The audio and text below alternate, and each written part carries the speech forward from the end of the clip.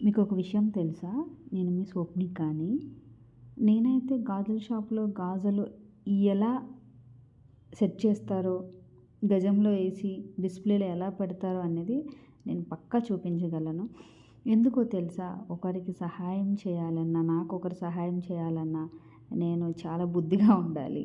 సరేనా? సో, మా అక్క నాకు హెల్ప్ చేసింది. సో, తనకు కూడా నేను హెల్ప్ చేయాలి గదా!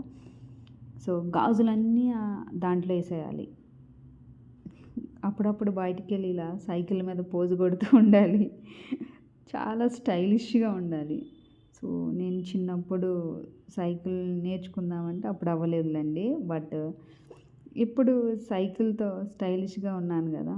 యెస్. ఫ్రెండ్స్, హైదరాబాద్ వచ్చిన తర్వాత నేను ఫస్ట్ డ్రాయింగ్ ఆహ్, కేఏ పాల్ గారికిచ్చాను. చాలా హ్యాపీగా ఆయన ఫీల్ అయ్యారు. చాలా మంచి మాటలు కూడా మాట్లాడారు నా కోసం. సో, అతనైతే చాలా పెద్ద మాట అన్నారు. నేను ఇన్‌స్పిరేషన్‌గా తీసుకోవాలమ్మా ప్రతి ఒక్కరు కూడా అని చెప్పారు. ఫ్రెండ్స్, నేను వేసిన డ్రాయింగ్ బావుందా లేదా చెప్పండి. నాకైతే చాలా బావుంది. సార్ ఏమన్నారో తెలుసా? "అమ్మ నీకు ఇంట్రెస్ట్ ఉంటే పొలిటీషియన్ సైడ్ రావచ్చు గదా!" అన్నారు. లేదు సార్, నేను డ్రాయింగ్ అంటేనే ఇష్టం. నా కళని ప్రదర్శిస్తాను, డాన్స్ చేస్తాను, సోషల్ సర్వీస్ కూడా చేస్తాను అని కూడా చెప్పాను. సో, అదే విధంగా డ్రాయింగ్ పి. చందు గారికి కూడా డ్రాయింగ్ వేస్తున్నాను. యాజ్ ఇట్ ఈజ్‌గా వచ్చిందో లేదో మీరే చెప్పాలి.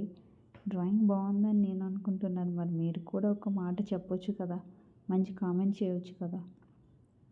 మీ అందరికి ఇష్టమైన ఎన్టీఆర్ గారి బొమ్మ, జూనియర్ ఎన్టీఆర్ అన్నయ్య డ్రాయింగ్ వేస్తున్నాను.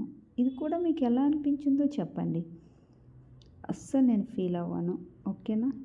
అయితే చాలా కష్టపడాలి. నోట్లో పెన్సిల్ పెట్టుకొని గంటల తరబడి అలాగే కూర్చొని ఉండాలి. అయినా నేను ఫీల్ అవ్వను. ఎందుకో తెలుసా? నాకిష్టమైన కళ గనుక నాకు నచ్చినంత టైం నేను తీసుకోవచ్చు. సో, అలా నేను ఫీల్ అవుతాను. ప్రతి క్షణం,